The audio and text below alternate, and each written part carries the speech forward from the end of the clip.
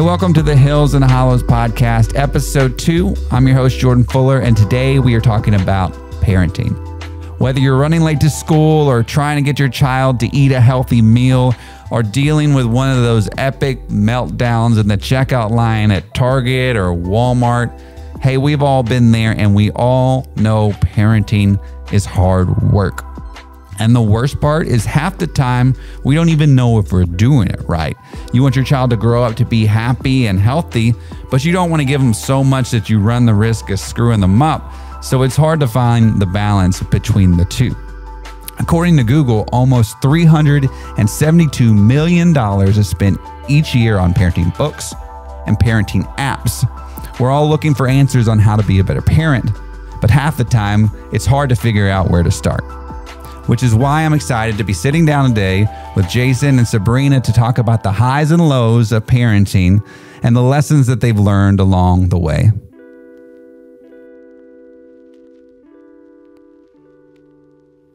Guys, thank you so much for joining us today. Why don't you just start off by telling everybody maybe who you are, how long you've been married, how many kids you have, just your family history.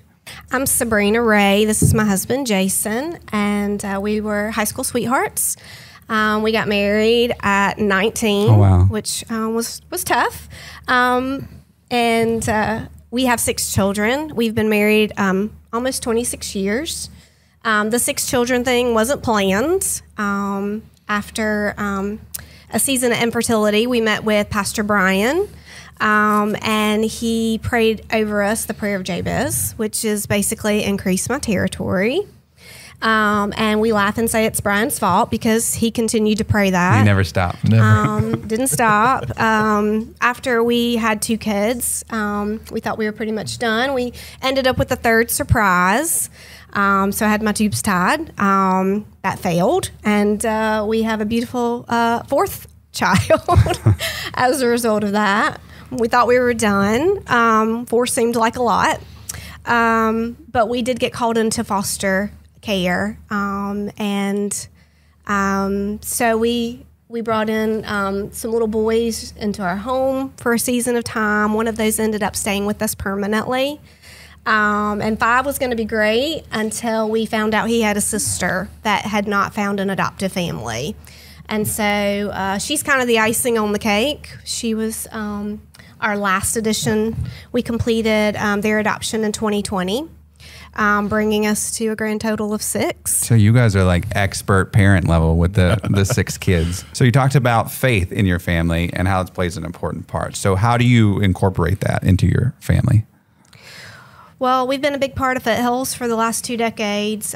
We feel like that's been very instrumental in our family and our faith. Obviously, being here, being involved in Bible studies. Our kids are very active in youth and 456.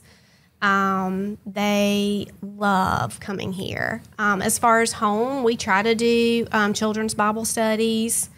Obviously, we make sure that family time around the table is important. I don't know if we're doing an amazing job in our prayer time with the kids. I know that's something I've really been challenged with to grow more as a parent, but I want my children to see me with my Bible open. Right. It's really important that, that be left out. And they do. I mean, they see those things. So they can see me. I mean, our kids see us pray with, meals and everything we do because they understand the decisions that we make. Every decision we make, we pray about it in terms of, financial decisions or, moving, our jobs. Our kids know that, but do we do as good as we want to? No, we need to do better. That's something that we... I think when they were younger, we probably did better. Right. Yes. We have 4 teenagers.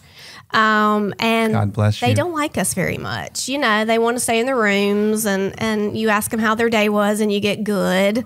So I think we've kind of come to a point where it's harder to get them to talk to us. Yeah.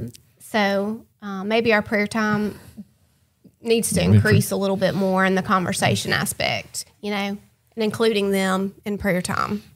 So shifting gears a little bit, let's talk about just kids and mistakes? Like, it's obviously our children are little humans. We all make mistakes. How do you handle addressing and working through some of those situations and those problems that you come into contact with your children?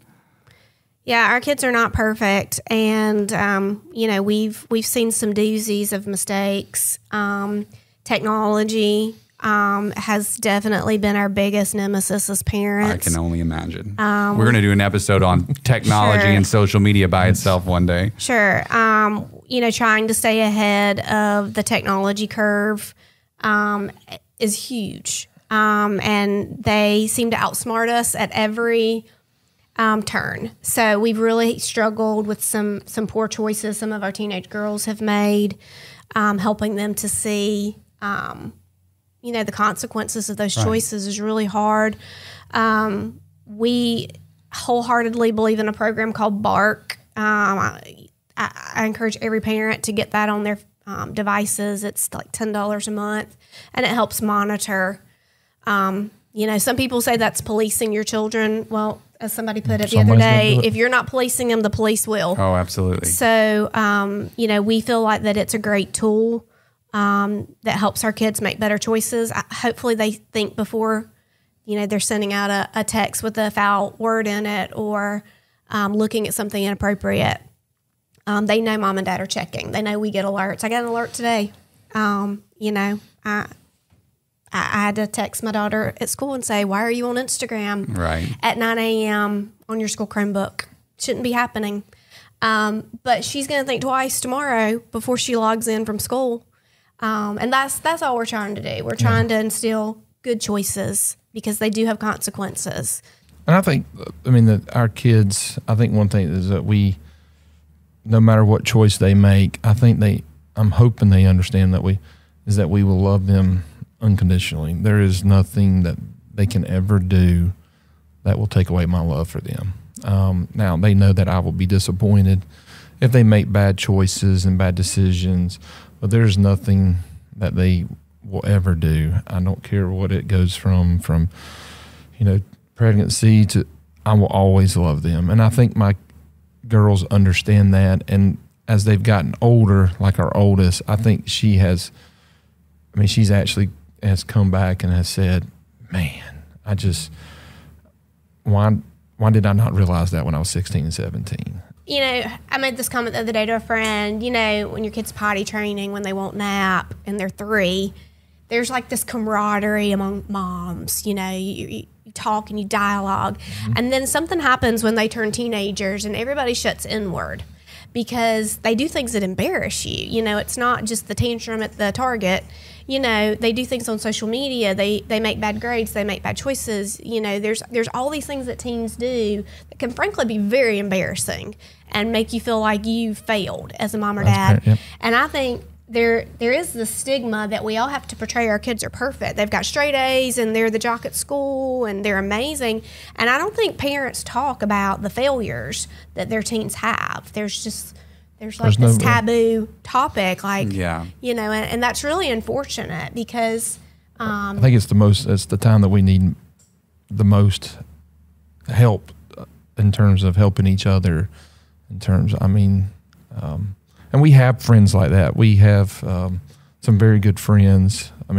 That we've done life groups together over the years that we do life together. And we're talking about life groups that we were with 15, 18 years ago. Our kids are that same, and we do life together. So we go to them and they come to us and talk about our kids' failures and our failures as parents. And it's nice to have those conversations that we're not the only one who is struggling.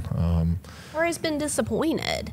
Because that's really hard to say that your child's disappointed you or they've embarrassed you. But that's so normal. Like, that's what teenagers do. I wasn't a perfect teenager. I did things definitely. that my parents could call in and vouch. And she'd be like, I did things that were embarrassing, and I made bad choices, and I still turned out to be a decent human being, and that's what I have to remind myself. Kids are fragile, and they're going to make bad choices, and they're gonna disappoint. But there's also redemption and grace, not only from us as parents, but from the Heavenly Father, and that's what we've tried to remind our kids, that they are going to make mistakes. So in closing, what's one piece of advice or encouragement you have for maybe a mom or dad or couple out there that's struggling with their parenting right now? I would say prayer is a huge one because when I have felt my weakest as a mom, just praying, asking for help, whether that's grandma coming in and helping fold some clothes or giving you a night out, friends that can rally around you and tell you that, my kid did that too. I met up with a high school friend kind of randomly, and we just sat and laughed at all the dumb things our kids had done that year. And it was refreshing because, like I said, a lot of parents don't want to admit that their kids make bad choices or bad grades or, got in trouble at school. And we literally sat and just like, really, your kid did that too? And I know that may sound silly, but we need to hear that we're not alone. Find a life group that is like-minded. If you're in the toddler phase, find a MOPS group. If you're in the teenage phase, find other parents that, have moody, rolling their eyes, won't come out of their room teenagers to, I don't want to say, rally with, but to find, some support. Camaraderie and support.